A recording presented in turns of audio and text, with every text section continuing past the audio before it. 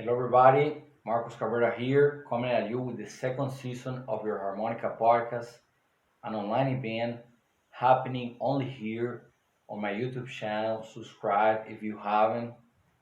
And today's episode is dedicated to British harmonica player established in Tucson, Arizona, Tom Walbank. Enjoy it. Hello, Tom Walbank. It's a Hey, pleasure Marcos. to have you here with my Pleasure to be here. audience, your audience. Yeah. Let me tell you, I first heard you on Jazz Video Guy YouTube channel. Oh, yeah. I think a lot of people know me from that video because it was like maybe 9 years ago on YouTube. Yeah, and Brad channel is huge. And the things that I knew about your playing a long time ago, but I was not able to listen to it from the beginning to the end, but because I was into overblowing and another type of playing. Yeah. But today, man, I go to your playing and I really look it up. Sometime in the past, I was not able to overblow, and I will play my B natural, my 7-hole draw. Yeah. Instead, even if maybe harmonically wasn't correct, but I will play it and it will impress people. And the things that I was actually doing the hard work and doing it with my heart. Yeah. And well, man, listening to you brought me to the past and made me think that it's so great that what you're doing. And many people are wonderful players like Sugar Blue, maybe. Oh, yeah. And he's not playing that six overblow, right? On his No, he's not. He's not playing the overblow.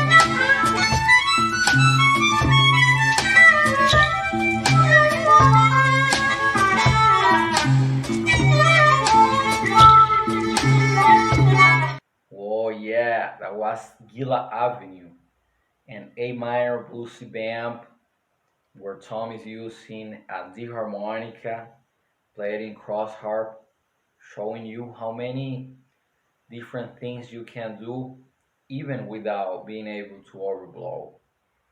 Like huge octaves on the higher registers of the harmonica, right?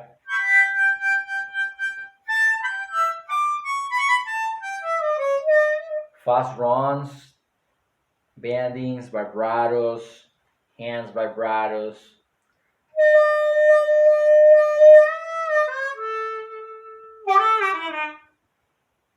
Right? Well, now let's listen to the second tune from this wonderful artist. It's named after Karma Chroma and is actually a solo third position chromatic piece. First, let's listen to what the artists have to say about this tune. Karma Chroma. That was me playing some like third position stuff on the chromatic, and I just walked outside, and my wife was outside with my daughter. So they are talking in the background, and I just sat down and started playing some harmonica. Okay. But you can hear my daughter in the background, and you can hear my wife talking to my daughter. Yes, I can hear those, and it's music too, man. That background, man. Yeah, it becomes like discordant. It becomes, like Thelonious Monk. would Okay. sometimes play the wrong notes on purpose. Okay. Or, I mean, in real life, when you're walking around your house and you're listening to a song, you're not just listening to the song, unless you've got headphones on, you're listening to the song, you're listening to the birds outside, you're listening to someone, your wife or girlfriend, whatever, come in the room looking for a lighter. You know, it's there's Yeah. other things going on always. So if you stick it in a song, if you don't make it too obvious, you know, if it's too, if it's, there's a difference between doing a kind of field recording, taking that approach when recording, and have things actually sound natural in the background.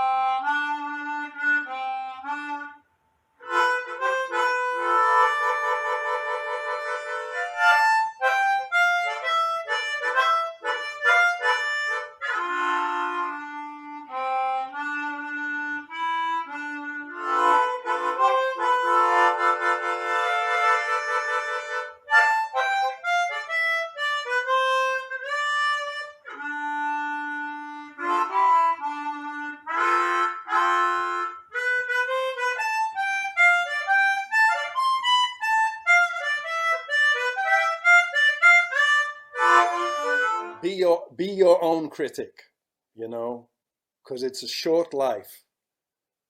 So if you're the one pushing yourself to keep going, that's going to be the best thing for you as a musician. Because if you give up, no one's going to be jumping on the phone and going, hey, start playing music again. Because people are busy.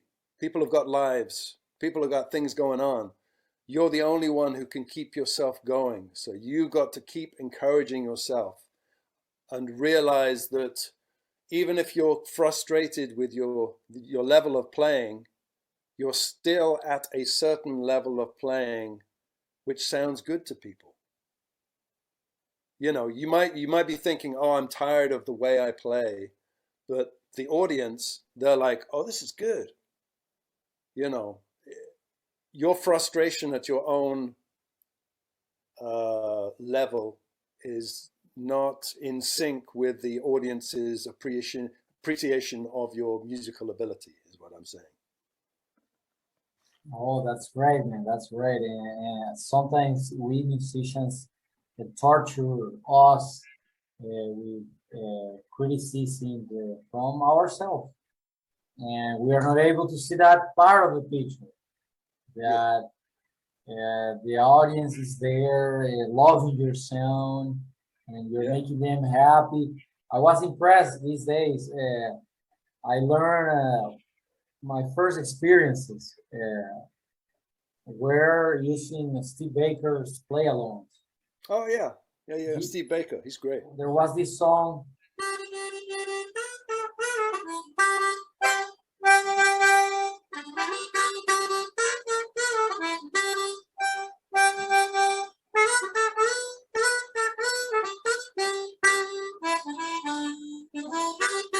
The things that I started with those Steve Baker play alongs, and my family sent me a video where they were all very quietly, my aunt, my uncle, my cousins, looking at my video.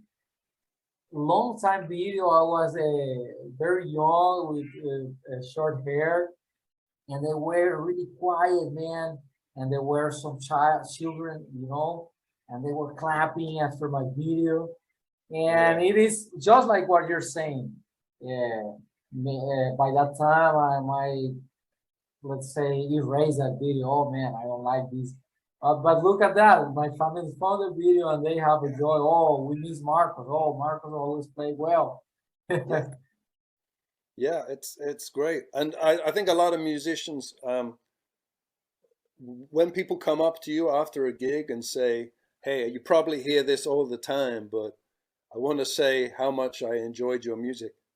We don't hear it all the time, and we enjoy it. It encourages us, you know. If people, a stranger set comes up and says, "Hey, I enjoyed the way you played," you know, it's appreciated, you know, because that's why we play music.